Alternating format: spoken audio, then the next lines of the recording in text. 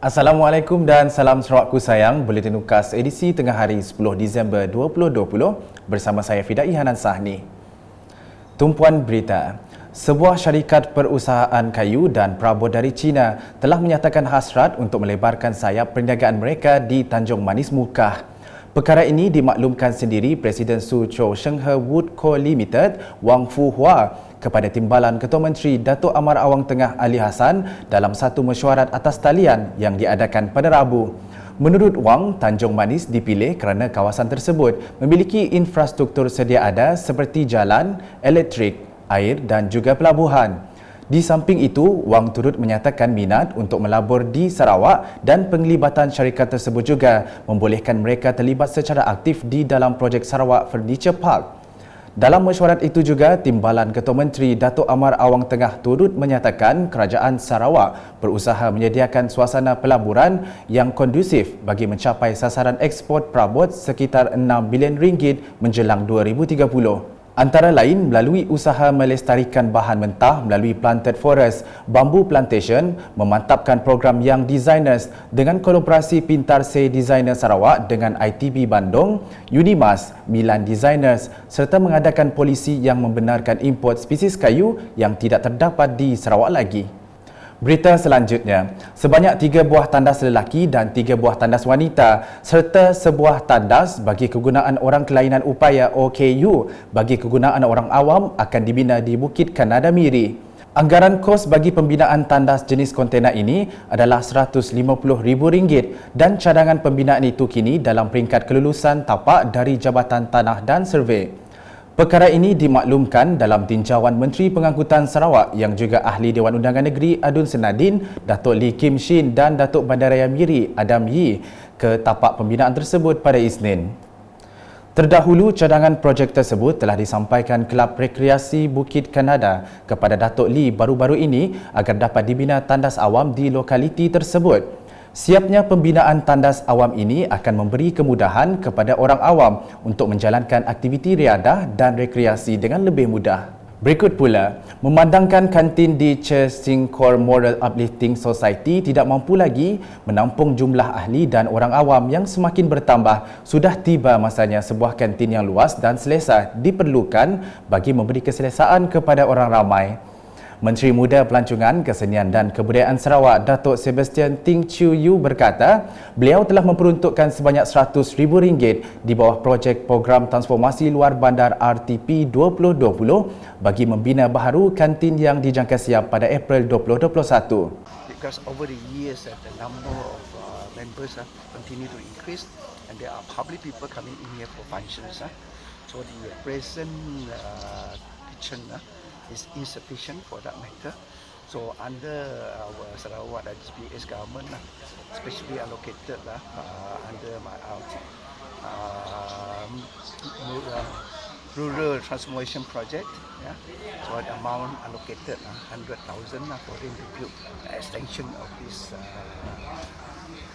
kitchen for the purpose of to cater for the own members and the public.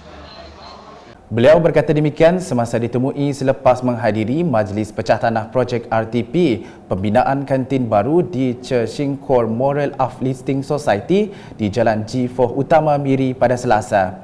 Dalam pada itu, ujar Datuk Sebastian Ting yang juga Adun Piasau turut memberitahu peruntukan projek RTP turut digunakan untuk membuat projek-projek pembangunan berskala kecil seperti jalan raya, dewan, perparitan, sekolah dan sebagainya. Laporan seterusnya, projek tanaman getah berkelompok yang telah dilaksanakan di kawasan Dewan Undangan Negeri Dun Meluan bermula tahun 2013 kini bakal memberi pulangan kepada peserta yang akan menambah baik pendapatan mereka. Menurut Adun Meluan, Roland Duat Jubin, projek RM8.26 juta itu melibatkan 250 peserta di 4 buah kawasan dengan keluasan keseluruhan projek 796 hektar. Harap ke bawah Kodang diadu ke perintah, lalu diketuai, lalu diadu sida opis pertanian itu, lalu kan diserah ke tengah rakyat, ke tengah hari itu, ke hari itu, boleh beri impak ke besar agar rakyat hari segi penatai komisi. Leman ekonomi tuju ke tengah tos sekian itu, Kayaknya kena kita nambahkan dari segi pendapatan kita, hari hasil kita, hari hasil setiap rakyat. Awak ke kuliah, nampung penghidup rakyat, awak ke rakyat, misi penatai ke mana lagi hari kodam.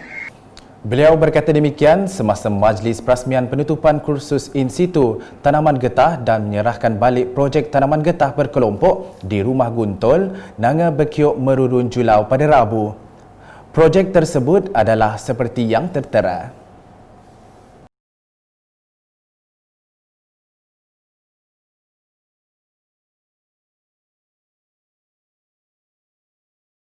Sementara itu, Tuai Rumah Guntol yang mewakili peserta-peserta projek menzahirkan penghargaan dan terima kasih kepada Kerajaan Sarawak yang telah menyalurkan pelbagai bantuan kepada komuniti luar bandar khasnya untuk meningkatkan sosioekonomi mereka. Di Bintangor, sebuah dewan serbaguna akan dibina di Klinik Kesihatan Bintangor bagi tujuan kemudahan untuk warga klinik itu. Menurut Adun Meradong Datuk Ding Kuong Hing, projek tersebut sepatutnya dilaksanakan pada awal tahun ini di bawah peruntukan projek RTP berjumlah RM150,000 tetapi ditangguhkan susulan penularan wabak pandemik COVID-19. Bagaimanapun, projek tersebut telah dijadualkan semula pada September tahun ini dan dijangka siap dalam tempoh 6 bulan. Beliau berkata demikian ketika ditemui selepas melawat tapak projek yang dilaksanakan di bawah Majlis Daerah Meradong dan Julau MDMJ pada Rabu.